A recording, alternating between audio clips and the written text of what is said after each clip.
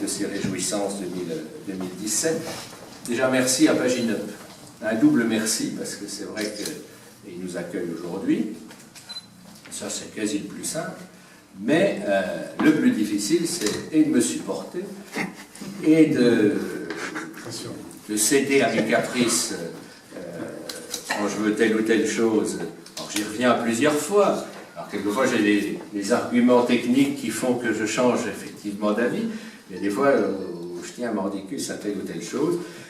Voilà, donc merci, ce que je disais tout à l'heure, pour votre patience et surtout pour votre talent, parce que au travers de l'année, toutes les manifestations que vous couvrez avec talent, patience et de qualité, merci pour toute la communication.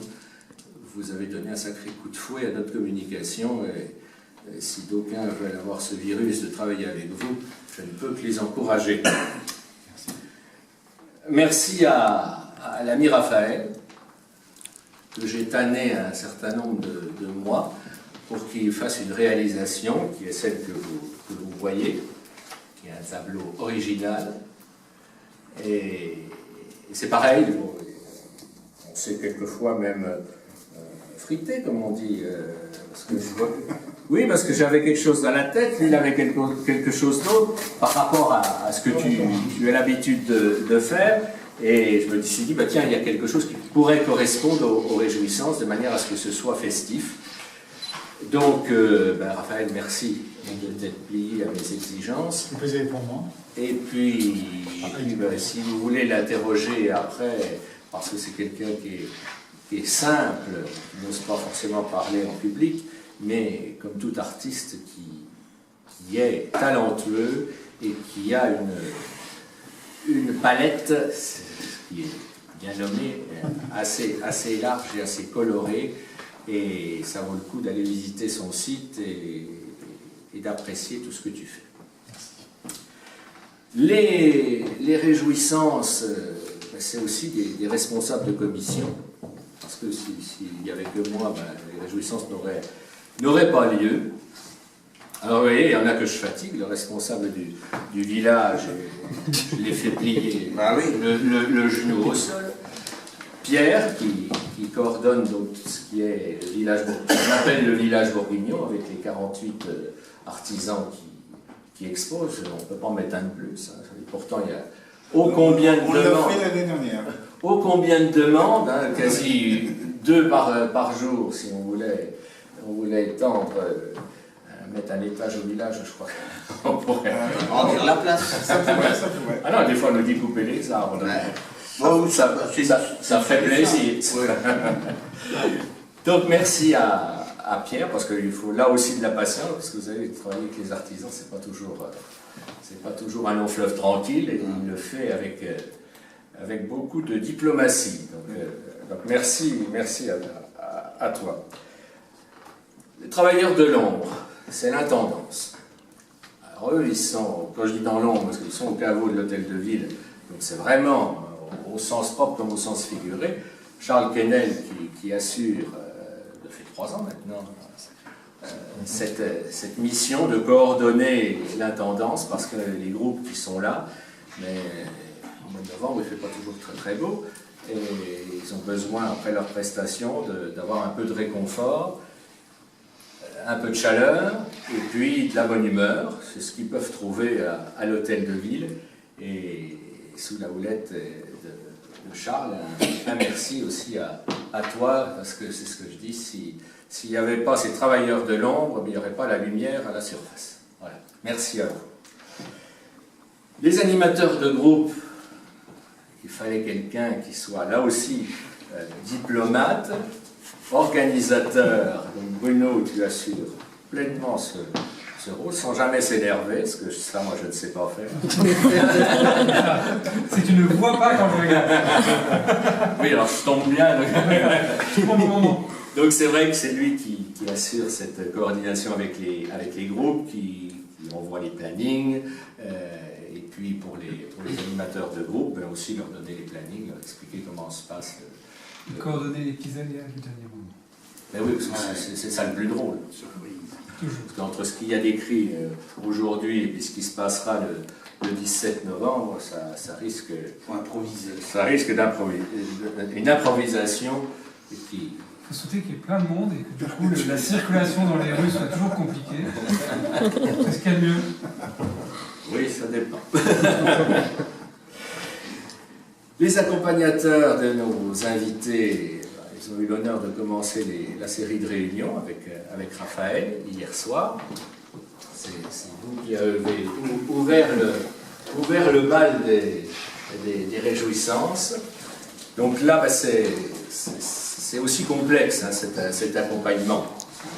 C'est aussi complexe parce que ça veut dire qu'il faut être présent, il faut être discret, il faut être efficace, être l'huile dans le rouage qui permet de faire en sorte que nos invités, qui arrivent invités et qui repartent ambassadeurs, soient satisfaits de ce passage.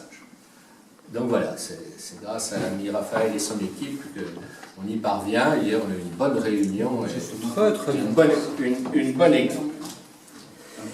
Maintenant, il y a des impératifs qui sont sécuritaires et c'est pour ça qu'on a créé un groupe sécurité sous la houlette de notre ami Christian.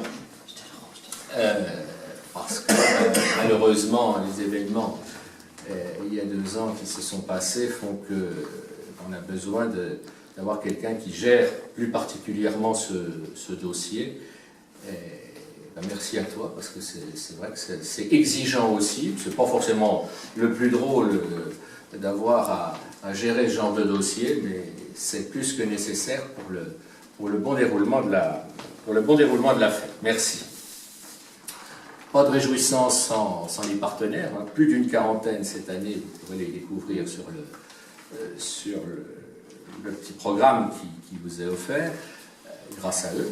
Parce que si le programme vous est offert, c'est parce qu'ils ont bien voulu accepter d'y figurer. Et puis, si la programmation est ce qu'elle est, c'est aussi parce qu'ils ont bien voulu partager avec nous, de manière à ce qu'on ait une programmation qui tienne la route pendant ces 2 jours et demi. Une 40aine de bénévoles, parce que là vous avez vu les responsables, mais derrière il y a des bénévoles, plus d'une 40aine.